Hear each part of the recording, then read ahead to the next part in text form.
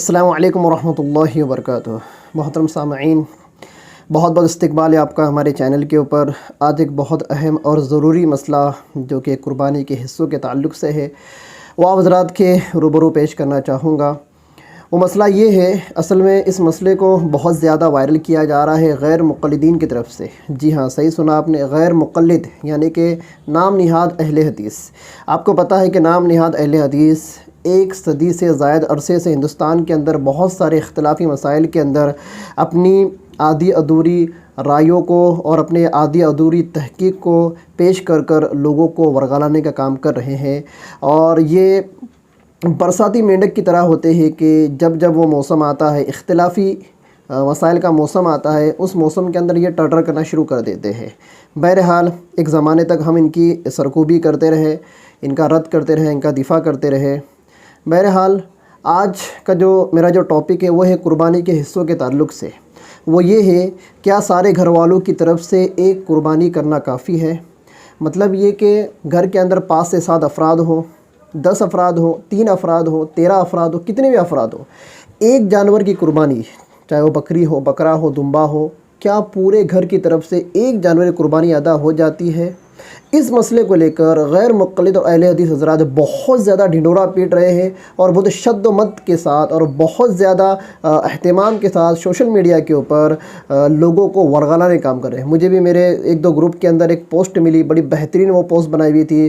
اس میں ترمذی شریف کی ایک روایت لائی گئی تھی حضرت ابو ایوب انصاری رضی اللہ عنہ کی، اور نیچے حوالے لکھے ہوئے تھے، سائڈ میں ایک بکرا بنا ہوا تھا، اور بہت سارے ان کے ویڈیو بھی چل رہے غیر مقلدوں کے، جس کے اندر غیر مولوی، ایڈوکیٹ فیض اور بھی بہت سارے ہیں اہل حدیث غیر مقلد جو غیر مولوی ہے، مولوی تو نہیں، غیر مولوی ہے، لیکن وہ خود کو مولوی سمجھتے ہیں اور 2-4 کتابیں پڑھ کر انٹرنیٹ کے اوپر، سوشل میڈیا کے اوپر فتوی بازی کرنا شروع کر دیتے ہیں۔ بہرحال آپ سبھی جانتے ہیں یہ کس ٹائپ کے لوگ ہیں۔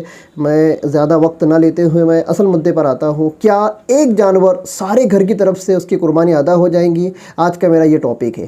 غیر مقلد ایک روایت پیش کرتے، وہ روایت ہے حضرت ابو ایوب انصاری رضی اللہ تعالیٰ عنہ کی، کہ حضرت ابو ایوب انصاری رضی اللہ تعالیٰ عنہ فرماتے ہیں کہ حضور اقدس صلی اللہ علیہ وسلم کے زمانے میں ایک شخص اپنی طرف سے اور اپنے گھر والوں کی طرف سے ایک بکری کی قربانی کرتا تھا، اور اسی بکری سے خود بھی کھاتا اور لوگوں کو بھی کھلاتا تھا۔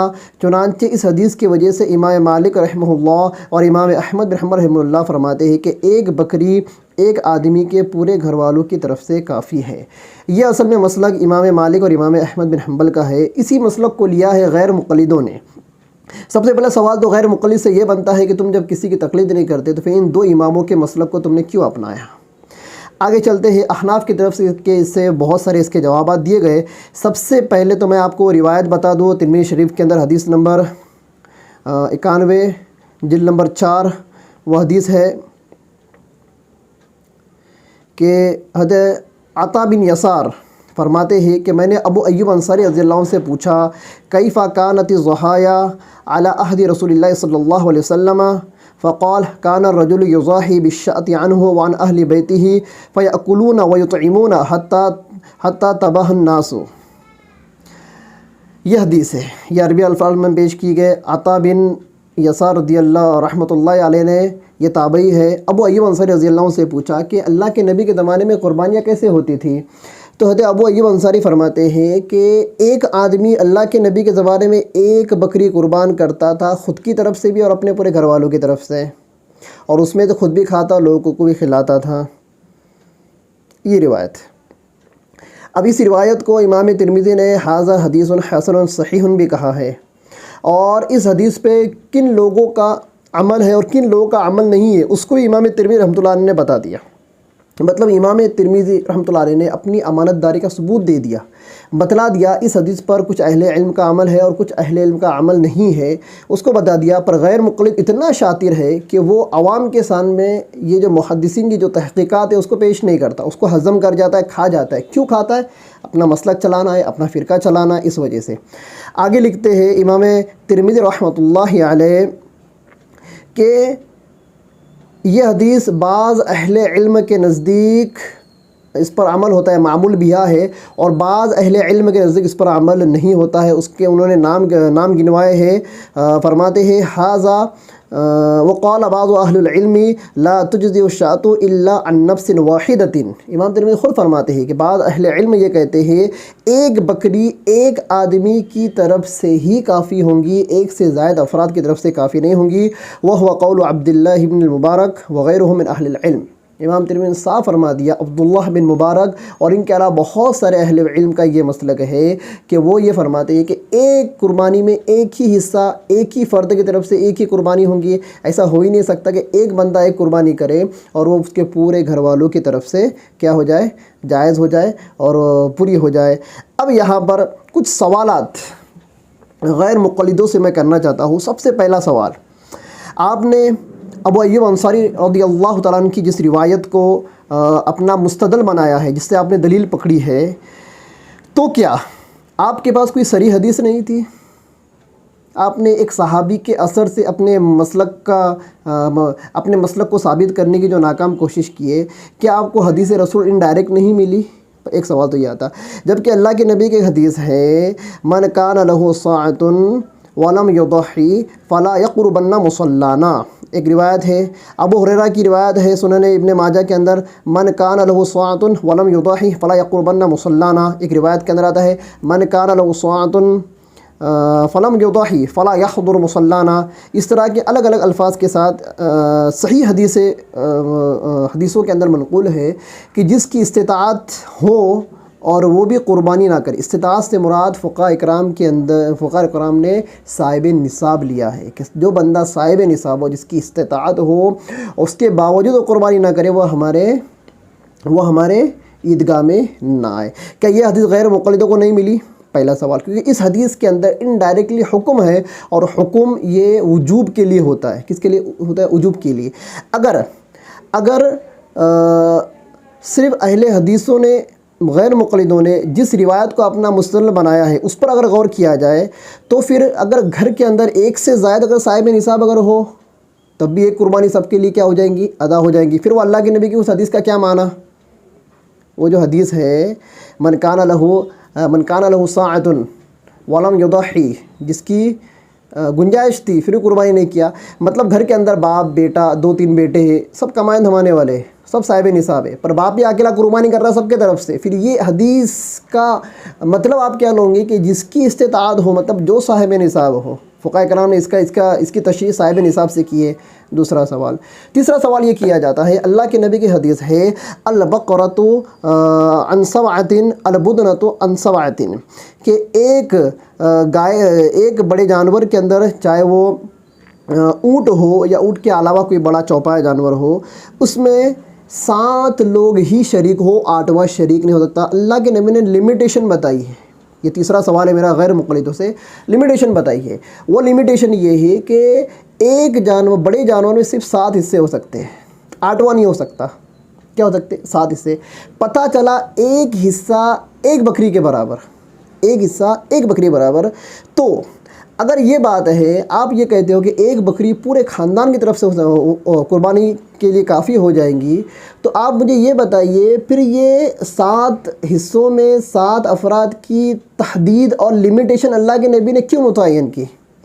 یہاں تک کہ یہ اہل حدیثوں کا بھی مسلک ہے اور علماء احناف کا بھی مسلک یہ ہے کہ بڑے جانور میں اگر کوئی 8واں حصہ اگر شریک ہو تو کس کی بھی قربانی نہیں ہوگی۔ کیوں نہیں ہوگی قربانی؟ جب ایک بکری کے اندر بقول غیر مقلد، ایک بکری کے اندر، چلو بھائی گھر کے اندر 15 لوگ ہیں، 8 لوگ ہیں، 10 لوگ ہیں، سب لوگ 8-10 لوگوں کی طرف سے جب ایک بکری میں جب قربانی ہو رہی ہے، تو پھر بڑے جانور کے اندر تو پھر 70 80 90 کتنے بھی حصے آپ لمیٹیشن کے حساب سے ان لمیٹڈ حصے اس کے اندر لگا سکتے ہو۔ پھر وہاں پر جو اللہ کے نبی نے جو لمیٹیشن جو لگائی ہے، جو تحدید جو حد بیان کی ہے، ایک بڑے جانور کے اندر صرف 7 حصے ہو سکتے، 8واں نہیں ہو سکتا۔ تو جب بکری ایک اور بڑے جانور کا جو 7واں حصہ ہوتا ہے وہ ایک بکری کے برابر ہوتا ہے، تو اس لمیٹیشن کی کیا مطلب؟ پھر اس لمیٹیشن کا مطلب کیا رہا؟ اگر آپ یہ کہتے ہو کہ ایک بکری سب کی طرف سے، پورے گھر والوں کی طرف سے ہو سکتی ہے، چاہے گھر میں کتنے بھی افراد ہو، تو پھر ایک بڑا جانور تو پورے شہر کی طرف سے ہو جانا چاہیے۔ پورے شہر کی طرف سے، پورے محلے کی طرف سے ہو جانا چاہیے، پورے خاندان، کنبہ نہیں، پورا خاندان جو ہوتا ہے نا، پورے خاندان کی طرف سے ہو جانا چاہیے۔ پتہ یہ چلا کہاں تو بھی گھوڑا پینڈ کھا رہا ہے، کہاں تو بھی چک ہو رہی ہے۔ وہ چک کہاں ہو رہی ہے وہ میں اس کو ابھی بتاتا ہوں۔ احناف نے اس روایت کا کیا جواب دیا ہے، دیکھیے میں آپ کو پڑھ کے بتاؤ۔ امام اعظم ابو حنیفہ رحمۃ اللہ علیہ کے نزدیک یہ حدیث ثواب میں شرکت پر محمول ہے۔ کیا مطلب؟ ابو ایوب انصاری رضی اللہ عنہ کی جو روایت ہے اس کے اندر کہیں پر بھی یہ ذکر نہیں ہے کہ وہ جو قربانی جو تھی وہ واجبی قربانی تھی یا نفل قربانی تھی۔ واجب اگر قربانی تھی تو صحابی رسول سے یہ بات بالکل مستعبد ہے، بالکل صحابی رسول سے یہ ہم کیا بولتے، ہم اللہ کے نبی کے صحابی سے یہ گمان رکھ ہی نہیں سکتے کہ وہ اللہ کے نبی کے حکم کے خلاف کیا کرے گا، اپنی رائے قائم کرے گا۔ ٹھیک ہے، تو امام اعظم ابو حنیفہ رحمۃ اللہ علیہ نے جواب یہ دیا ہے کہ ابو ایوب انصاری کی جو روایت ہے رضی اللہ تعالیٰ عنہ، ان کی روایت یہ ثواب میں شرکت پر محمول ہے، ثواب میں اور وہ مسلک تو ہمارا بھی ہے۔ اگر کسی پر قربانی واجب نہیں، کوئی نفل قربانی کر رہا ہے، یا پھر کسی نے اپنی واجب قربانی ادا کر دی ہے، اس کو نفل قربانی کرنا ہے، تو وہ اس نفل قربانی کے اندر اپنے پورے گھر والوں کو اس کے ثواب میں شریک کر سکتا ہے، اور اپنے پورے گھر والوں کی کیا تحدید، وہ پوری امت مسلمہ کو اس کے اندر کیا کر سکتا ہے، شریک کر سکتا ہے۔ اور یہ اللہ کے نبی سے ثابت ہے۔ اللہ کے نبی صلی اللہ علیہ وسلم نے 2 مینڈے ذبح کیے، 2 بھیڑ مینڈے کیا کیے، ذبح کیے، ایک خود کی طرف سے اور ایک اپنی امت کی طرف سے، کہ امت میں جو لوگ قربانی نہیں کر پائیں گے ان کی طرف سے۔ تو اگر بقول آپ کے ایک بکری کے اندر بہت سارے لوگ شریک ہو سکتے تھے، تو پھر اللہ کے نبی صلی اللہ علیہ وسلم نے دوسرا مینڈا لے کر اس کو امت کی طرف سے کیوں ذبح کیا؟ پتہ یہ چلا کہ دوسرا مینڈا لے کر اللہ کے نبی نے ذبح کر پوری امت کو اس کے ثواب کے اندر کیا شریک کیا ہے۔ اور وہی چیز ابو ایوب انصاری رضی اللہ عنہ اپنی روایت کے اندر عطا بن یسار جو تابعی ہے ان کو بتا رہے ہیں۔ یہ تو ایک جواب دیا گیا، ٹھیک ہے۔ دوسرا ایک سوال یہاں پر غیر مقلدوں سے یہ بھی کیا جاتا ہے کہ آپ ہمیں بتائیے کہ اللہ کے نبی صلی اللہ علیہ وسلم نے 2 مینڈے کیوں ذبح کیے؟ اللہ کے نبی ایک ہی مینڈا ذبح کرتے، خود کی طرف سے ہو جاتا اور پورے گھر والوں کی طرف سے ہو جاتا، لیکن آپ روایت حدیث میں آپ دیکھو گے کہ اللہ کے نبی ازواج مطہرات کی طرف سے الگ سے قربانی کرتے تھے، خود کی طرف سے الگ قربانی کرتے تھے، فاطمہ زہرا رضی اللہ تعالیٰ عنہ کی طرف سے الگ، ان کی قربانی الگ سے ہوتی تھی، حضرت علی کی قربانی الگ سے ہوتی تھی۔ ارے بھائی ہوتی تھی نہیں ہوتی تھی؟ تو پھر کیا مطلب جب آپ اس حدیث کو اپنا مستدل بنا رہے ہو ابو ایوب انصاری کی کہ ایک بکرا یا ایک بکری پورے خاندان کی طرف سے ہو جایا کرتی، تو پھر اللہ کے نبی نے الگ الگ کیوں کیے؟ تو پتہ چلا ابو ایوب انصاری رضی اللہ تعالیٰ عنہ واجبی قربانی کا ذکر نہیں کر رہے، بلکہ وہ نفل قربانی کا ذکر کر رہے ہیں۔ اور ایک اور سوال، قربانی کس پر واجب ہے؟ اس شخص پر واجب ہے جو کہ صاحب نصاب ہو، اللہ کے نبی صلی اللہ علیہ وسلم زمانے کے اندر غربت زیادہ ہوا کرتی تھی، اس زمانے کے اندر کچھ صحابی ہی نصاب کے مالک ہوا کرتے تھے، کچھ صحابی، اور جو لوگ نصاب کے مالک نہیں ہوتے تھے ان کے پاس اگر کوئی جانور آ جایا کرتا تھا، یا پھر گھر کے جانور ہوا کرتے تھے، بکریاں پالتے تھے، بکریاں چرواتے تھے، اونٹ پالتے تھے، ان کو چرواتے تھے، خود کے گھر کے جانور ہوا کرتے تھے لیکن نصاب کو نہیں پہنچتے تھے، تو اگر وہ صحابی اگر اپنے جانوروں کی قربانی کر کے پورے خاندان کو اس کے ثواب میں اگر شریک کر رہے ہیں تو یہ بھی بعید نہیں ہے۔ پتہ یہ چلا یہ مسئلہ الگ ہے، یہ مسئلہ الگ۔ ایک سوال غیر مقلد سے میں اور یہاں پر کرنا چاہوں گا کہ قربانی واجب ہے اس شخص پر جو کہ صاحب نصاب ہو، زکوٰۃ واجب ہے اس شخص پہ جو صاحب نصاب ہو۔ اب اگر گھر کے اندر 4-5 کمانے والے ہیں اور 4-5 صاحب نصاب ہے، باپ بھی صاحب نصاب، بیٹا صاحب نصاب، بیوی صاحب نصاب، اس کے بعد سونا ہے، ماں صاحب نصاب، اس کے بعد بھی سونا چاندی ہے، زیور بنائے رکھے ہوئے۔ اگر باپ یہ کہیں کہ میں زکوٰۃ ادا کر رہا ہوں خود کی بھی اور پورے اہل بیت کی، پورے مطلب میرے گھر والوں کی، تو کیا چل جائے گا؟ نماز، روزہ یہ فرداً امت کے اوپر واجب ہے۔ باپ اگر گھر میں نماز پڑھ لے اور باپ یہ کہے کہ میں پورے گھر والوں کی طرف سے نماز ادا کر رہا ہوں، چلے گا؟ کیوں نہیں چلے گا؟ بالکل نہیں چلے گا۔ اس لیے کہ واجب کا مقتضا یہی ہے کہ وہ فرداً واجب ہوتا ہے، وہ اجتماعی طور پر واجب نہیں ہوتا ہے۔ تو یہاں ابو ایوب انصاری رضی اللہ عنہ جو روایت ہے، اس روایت کے اندر پہلی بات تو یہ کہ وہ قربانی وہ ثواب پر محمود تھی کہ اس کے ثواب کے اندر سب کو شریک کیا ہے، سب کے نام پر قربانی نہیں کی ہے۔ تو پتہ یہ چلا کہ کوئی شخص اگر، خلاصہ اس کا یہ ہے کہ گھر میں متعدد صاحب نصاب افراد ہو اور تمام گھر والوں کی طرف سے وہ ایک قربانی کرنا چاہے تو اس کی قربانی ادا نہیں ہوں گی، بلکہ گھر کے ہر صاحب نصاب فرد اپنی اپنی قربانی واجبی طور پر علیحدہ علیحدہ کرنی ہوں گی، ورنہ قربانی ادا نہیں ہوں گی۔ پوری باتوں کا، پورے یہ جو ابھی میں نے آپ کو جو پورا ایکسپلینیشن دیا، اس کا پورا لب لباب یہ ہے کہ غیر مقلدوں سے ہمارے 4 سوال ہیں۔ پہلا سوال یہ ہے کہ ابو ایوب انصاری رضی اللہ تعالیٰ عنہ کی روایت سے آپ جو استدلال کر رہے ہو تو کیا آپ کو صریح حدیث نہیں ملی؟ صریح حدیث ہونے کے باوجود آپ ابو ایوب انصاری رضی اللہ عنہ کے اثر سے استدلال کیوں کر رہے ہیں؟ پہلی بات۔ دوسرا سوال یہ کہ ابو ایوب رضی اللہ تعالیٰ عنہ کی جو روایت ہے اس کے اندر کھانے اور کھلانے کا کیا ہے ذکر ہے، تو کھانا کھانا اور کھلانا کہ خود بھی کھاتے تھے اور دوسروں کو کھلاتے، یہ اس بات کی طرف اشارہ ہے کہ ابو ایوب رضی اللہ عنہ اس روایت سے اور اس قربانی سے پورے گھر کی طرف سے کرنے کا ان کا جو مقصد تھا وہ یہ تھا کہ اس قربانی کے ثواب کے اندر پورا میرا کنبہ کیا ہو، خاندان کیا ہو، شریک ہو۔ وہاں پر ابو ایوب انصاری نے یہ نہیں فرمایا کہ یہ واجبی قربانی ہے، صاحب نصاب کی قربانی ہے۔ اور جب آپ اس روایت سے استدلال کر رہے ہوں تو امام ترمذی نے خود بتلا دیا کہ یہ اختلافی روایت ہے، اس روایت کے اوپر بہت سارے اہل علم کا عمل نہیں ہے، تو غیر مقلدوں کو مختلف فی روایت سے استدلال کرنے اور اپنے غیر مقلد فرقے کا مسلک بنانے کی کیا ضرورت تھی؟ چوتھا سوال یہ ہے کہ اگر آپ یہ کہتے ہو کہ ایک بکری سارے خاندان والوں کی طرف سے ہو جاتی ہے تو سارے خاندان کے اندر تو 20-25 افراد بھی ہو سکتے ہیں، 10-15 بھی ہو سکتے ہیں، 8-10 بھی ہو سکتے ہیں، تو پھر بڑے جانور کے اندر 7 حصوں کی تحدید، لمیٹیشن کیوں، حد کیوں؟ اگر آپ کے نزدیک ایک بکری میں سارا کنبہ شریک ہو سکتا ہے تو ایک بڑے جانور میں تو پورا محلہ شریک ہو جانا چاہیے۔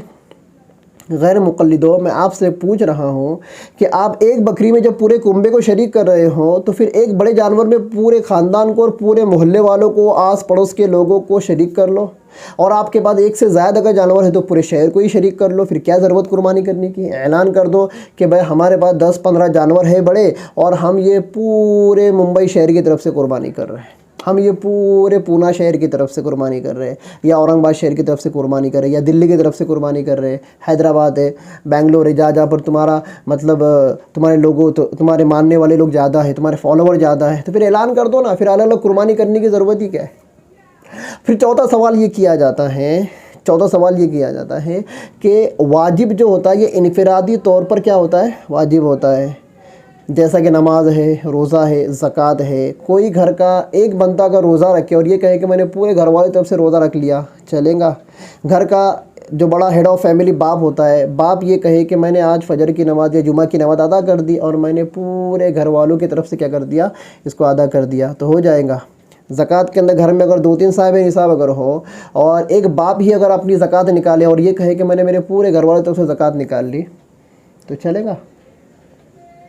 تو دوستو، ساری باتوں کا لب لباب یہ ہے، غیر مقلد حضرات کے پاس دلیلیں کھوکھلی ہوتی ہے، ان کے دلیلوں میں کوئی دم نہیں ہوتا ہے، پر دلیلیں بیان کرنے کا ان کے اندر بہت دم ہوتا ہے، ان کو بہت دم ہے۔ یہ ویڈیو میں آئیں گے، سوشل میڈیا کے اوپر آئیں گے، اپنے چینل بنائیں گے، مسجدوں میں کیمرے لگائیں گے، گھروں میں کیمرے لگائیں گے، دن رات حدیث کر، لیکن یہ صرف اپنا فرقہ چلا رہے۔ کیا چلا رہے؟ فرقہ۔ ترمذی شریف کے اندر بہت ساری روایتیں ہیں، بہت سارے۔ وہ روایت جو میں نے آپ کو ذکر کیا کہ اللہ نے میرے 2 مینڈوں کو ذبح کیا، وہ روایت میں نے ذکر کیا کہ جس کے اندر گنجائش ہو پھر بھی وہ قربانی نہ کرے، وہ ہمارے عیدگاہ کے اندر نہ آئے، سب روایتیں۔ پر غیر مقلد نے ساری روایتوں کو چھوڑ دیا، اسے ایک روایت کو لیا، کیوں؟ اپنا فرقہ چلانا ہے نا۔ کیا چلانا ہے؟ اپنا فرقہ چلانا ہے۔ اسی طرح سے یہ 20 رکعت تراویح کے اندر ایسا جھول کرتے ہیں کہ نہیں بھائی آٹی کرنا ہے۔ کیا کرنا ہے؟ آٹی کرنا ہے۔ اس کے علاوہ 3 طلاق میں ایسا جھول کرتے ہیں کہ 3 سے 3 نہیں ہوتی بلکہ 1 ہی ہوتی۔ بہت ساری چیزوں کے اندر انہوں نے گھپلے کر کے رکھے۔ تو میں آپ حضرات سے ریکویسٹ کر رہا ہوں کہ غیر مقلدوں سے، چنگل سے خود بھی بچو اور اپنوں کو بھی بچاؤ۔ خود بھی بچو اور اپنوں کو بھی بچاؤ، ان کے پاس دلیلیں نہیں ہے۔ کوئی اگر غیر مقلد واقعی میں اپنی دلیل پر مصر ہے، اصرار کرنا چاہتا ہے، اس کو میرا اوپن چیلنج ہے۔ یہ میرے اسکرین کے اوپر میرا موبائل نمبر چل رہا ہے، میں اپنا جی میل آئی ڈی دے دوں گا، یہ میرا چینل آپ حضرات کے سامنے ہے۔ آپ سوشل میڈیا پر کسی بھی طریقے سے میرے سے ڈیبیٹ کر لو، مناظرہ کر لو اس روایت کے اوپر، انشاءاللہ العزیز ہم روایت کے اوپر، یہ ابو ایوب انصاری رضی اللہ عنہ کی روایت کے اوپر کلام کرنے، بحث کرنے، ڈیبیٹ کرنے، مناظرہ کرنے کے لیے تیار ہے۔ اور عوام کو میں یہ ایک آخری میسیج دینا چاہوں گا کہ جتنا ہو سکے غیر مقلدوں کے دھوکے سے بچے، اور اس طرح کے جب آپ کو اختلافی میسیج اگر واٹس ایپ فیس بک کے اوپر ملے تو سب سے پہلے وہ ہم کو بھیجے اور ہم سے اس کا جواب کیا کرے، حاصل کرے، اس کے بعد اس کو آگے فارورڈ کرے۔ ورنہ آپ اگر اس طرح کی باتیں اگر فارورڈ کرو گے آدھی ادھوری، اور کوئی بندہ اس پر عمل کر لے گا، اس کا سارا گناہ آپ کے سر کے اوپر آئے گا۔ پھر ملتے ہیں اگلی ویڈیو میں۔ ہمارا اگلا ٹاپک ہوگا قربانی 1 دن یا 4 دن۔ اب جب گوشت کھانے کی بات آ گئی نا، تو غیر مقلدوں نے 1 دن کیا کر دیا، بڑھا دیا۔ کیا کر دیا؟ بڑھا دیا۔ احناف کے نزدیک قربانی کے دن 3 ہیں، 10، 11، 12۔ 10 ذی الحجہ، 11 ذی الحجہ، 12 ذی الحجہ، مطلب کل سنیچر ہے، اتوار کے دن عید ہے، اتوار کو 10 تاریخ ہے، تو اتوار کا دن، پیر کا دن اور منگل کا دن، منگل کی عصر تک ہی قربانی کر سکتے ہیں۔ لیکن غیر مقلد آپ کو سوشل میڈیا پر ڈھنڈورا پیٹتے ہوئے ملیں گے کہ مغرب کی شام تک قربانی کر سکتے ہیں۔ 1 دن انہوں نے کیا کر دیا ہے، بڑھا دیا ہے۔ تو ہمارا اگلا ٹاپک وہی ہے۔ ہم اس ویڈیو کے اندر ہمارے اگلے ٹاپک میں یہی بتائیں گے غیر مقلد کس طرح سے دھوکہ دے کر قربانی کے 3 دنوں کو خواہ 4 دن شمار کرنے کے در پہ، وہاں پر بھی انشاءاللہ دلائل سے ان کو جواب دیا جائے گا۔ آپ حضرات سے گزارش ہے کہ جتنا ہو سکے ہمارے اس ویڈیو کو صدقہ جاریہ سمجھ کر اس کو وائرل کرتے رہے، ہمارے ویڈیو کو لائک کرے، شیئر کرے، چینل کو سبسکرائب کرے، تاکہ ایسے تحقیقی جوابات آپ کو گھر بیٹھے حاصل ہوتے رہے۔ پھر ملتے ہیں اگلی ویڈیو میں، تب تک کے لیے خدا حافظ۔ السلام علیکم ورحمۃ اللہ وبرکاتہ۔